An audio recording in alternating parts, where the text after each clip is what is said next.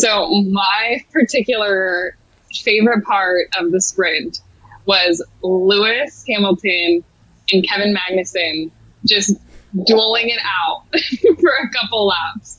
Magnussen is getting penalty after penalty, just driving like he just stole something, like off the track, on the track.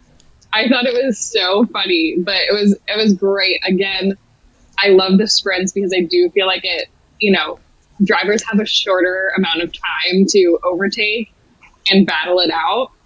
And I do think it's risky because obviously if you wreck your car, badly, you're out for the race. But I just thought it was really exciting. It was funny after the race when they were doing the post-race interviews. Kevin was like, I know I got all these penalties, but he's like, he totally owned it. He was like, it's basically what my race engineer told me to do because Nico was having a good sprint. He was going to get points for the team. Yeah, they were fair. All the penalties were fair, but I had to do my thing to protect Nico, make the space. I got some penalties. We got some points as a team. And then the next clip is Lewis, and they tell Lewis that Kevin had said that, and he goes, "Oh, you know what? That's pretty cool. Like I appreciate that." And so Lewis was like, it's all good. Like at the end of the day, it is racing. But it was just so funny to me. It was very exciting between the two of them. That was like after, the beginning crash, we had a couple laps and then we were watching those two just duel it out. And it made it for a very exciting sprint. And the results ended up being Verstappen P1, Leclerc P2, and then Perez in P3. And then I think a notable mention as well is Daniel Ricciardo ended up holding his P4. P4? What a day. Oh, yeah, mate. I'm boiling. Absolutely boiling. We belong towards the front, so happy for everyone.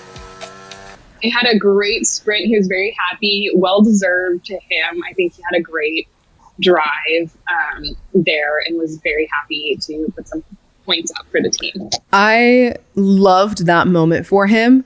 I honestly was like, I can't identify the cause, right? I mean, it almost seems like just this kind of fluke 1 in a million moment for him. And I hate to say that, like I really do, but it's like when there like weren't any, super interesting like conditions to the race necessarily, in terms of like weather, there weren't any like major improvements that we know of to the car. Like where did this Daniel Ricciardo come from coming out of, this season thus far, last season even, which unfortunately I think kind of was reflected is like he kind of went back where everyone thought he was going to be when it got to the race.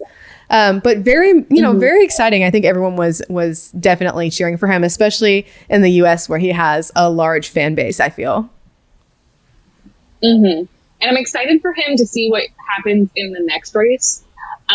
Because too, I feel like, we did see such a great showing from him, in P4 in the sprint, but he was potentially going to put up points last race had he not had that crash with Stroll.